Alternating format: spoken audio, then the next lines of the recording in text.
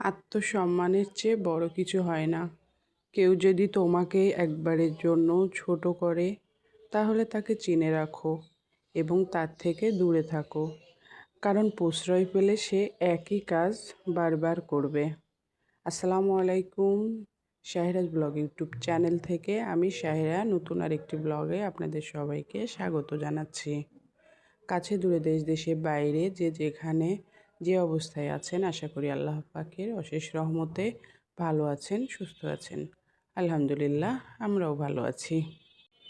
ঢাকাতেও প্রচণ্ড ঠান্ডা পড়ছে, একেবারে কনকনে ঠান্ডা।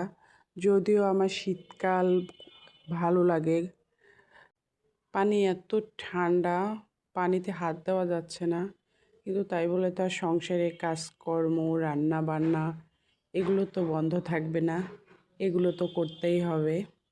সকালে নামাজ আদায় করে আবার একটু ঘুমাই, যেহেতু মেয়ের স্কুল বন্ধ। তো একটু দেরিতেই উঠি। সকালে নাস্তা পানি শেষ করে মেয়ের বিছানা গুছিয়ে নিচ্ছি। আজকে ওর স্কুলের রেজাল্ট, খাতা দেখাবে, রেজাল্ট কার্ড দিবে 31 তারিখে। তো যেহেতু মেয়ে স্কুলে চলে গিয়েছে, বিছানাটা ফাঁকা, আমি ভাবলাম বিছানাটা তাহলে গুছিয়ে ফেলি। ওরা আসতে আসতে 12টা বাজবে। আমার মেয়ের স্কুলের সিস্টেম, একদিন খাতা দেখাবে, খাতা ঠিক আছে কিনা, 30 তারিখে রেজাল্ট কার্ড দেখাবে, রেজাল্ট কার্ডে সব নাম্বার ঠিকঠাক উঠছে কিনা, 31 তারিখে ফাইনালি রেজাল্ট দিবে প্লেস সহ।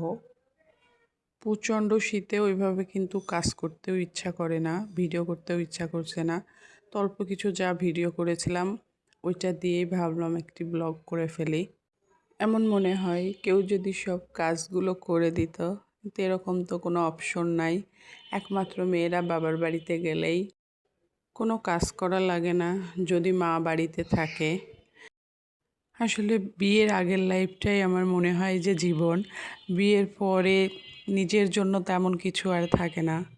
তখন তো শ্বশুর বাড়ি, শাশুড়ি, স্বামী, সন্তান, নিজের সংসার সব কিছু ম্যানেজ করে চলতে চলতে নিজের বলে আর কিছু থাকে না।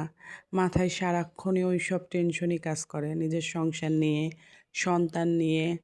সংসারটা কিভাবে কি করলে ভালো হয়, সন্তানকে কিভাবে পড়াশোনা করালেও আরও ভালো করবে, নিজের স্বামী, শ্বশুরবাড়ির লোকজন সব কিছু মিলায় আর নিজেকে নিয়ে ভাবার মতো মনে হয় না আমার কোনো সময় থাকে। যখন বাবার বাড়িতে ছিলাম তখন তো পড়াশোনা ছাড়া ঘুরে বেড়ানো, কোনো টেনশনই ছিল না এগুলোর। সংসারে কি হচ্ছে না হচ্ছে এগুলো নিয়ে ভাববার কোনো অবকাশই ছিল না। তো এটাই ভাবি, বিয়ের আগে যে জীবনটা ছিল, যতদিন বাবা মায়ের কাছে থাকা যায় ততদিনই সুখে শান্তিতে থাকা যায়। এরপরে নিজের সংসারে আসলে হাজারটা টেনশন, হাজারটা প্যারা। এখন শীতের সময় সবজির দাম কিন্তু অনেক কম। এই যে ফুলকপি, বেগুন, সঙ্গে সিমও ছিল, ওগুলো গুছিয়ে আমি তুলে রেখেছি। সবজির দামগুলো কিন্তু অনেক কম রেখেছে। তো শীতের সময় যেটা হয়, আমার তো মনে হয় মাছ মাংসের চেয়ে সবজিটা খেতেই সবচেয়ে ভালো লাগে। আর আমার বাসাতে অনেক সবজি রান্না হয়, যেহেতু আমার মেয়ে সব ধরনের সবজি খেতেই পছন্দ করে। ও ইদানিং এমনও বলছে, আম্মু মাছ মাংস রান্না করা লাগবে না, তুমি শুধু সবজি রান্না করো। ফুলকপিটা তার আবার অনেক পছন্দ। বাসায় যেহেতু মোটামুটি সব ধরনের সবজি ছিল, তো আজকে সবজি রান্নার জন্য সবজিগুলো আমি কেটে নিচ্ছি।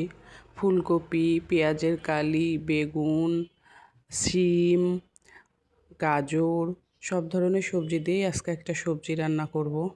এই সময়টাতে কিন্তু কোনো সবজি ফ্রিজে রাখি না। প্রচণ্ড ঠান্ডায় ফ্রিজে রাখা লাগে না সবজিগুলো। আপনি যদি বাইরে রাখেন, বাইরে রেখেই আপনি কয়দিন রেখে এটা খেতে পারবেন, কোনো সমস্যা হবে না। আমার এই বাসাতে সকালের দিকে গ্যাসের ফ্লো একেবারেই কম থাকে। আর এখন যেহেতু প্রচণ্ড ঠান্ডা পড়ছে, গ্যাস থাকে না বললেই চলে। যেটুকু থাকে দেখা যাচ্ছে সেটা দিয়ে আর রান্না হয় না। সবজিটা আমি বিকালে রান্না করছি গ্যাস আসার পরে। আমি সকালে গোসলের আগেই যা যা রান্না করবো ওগুলো কেটে বেছে ধুয়ে সব রেডি করে রাখি, যাতে গ্যাস আসলেই দ্রুত বসাই দিতে পারি। তাও এমন না যে দুইটা চুলায় জ্বলে, এক চুলা জ্বলে। আর এক চুলাতে রান্না করতেও কিন্তু অনেকটা সময় লেগে যায়। তাও যদি ঠিকমতো ফ্লো আসে তাহলে রান্না তাড়াতাড়ি হয়ে যায়। ঢাকাতে কিন্তু এবারই প্রচণ্ড ঠান্ডা পড়ছে, নর্মালি কিন্তু এত ঠান্ডা পড়ে না। যাদের ঘরে ছোট বাচ্চা আছে তারা অবশ্যই বাচ্চার দিকে খেয়াল রাখবেন, কোনোভাবে যেন ঠান্ডা লেগে না যায়। আল্লাহ তাআলা সবাইকে ভালো রাখুক, নিরাপদে রাখুক। আল্লাহ হাফেজ।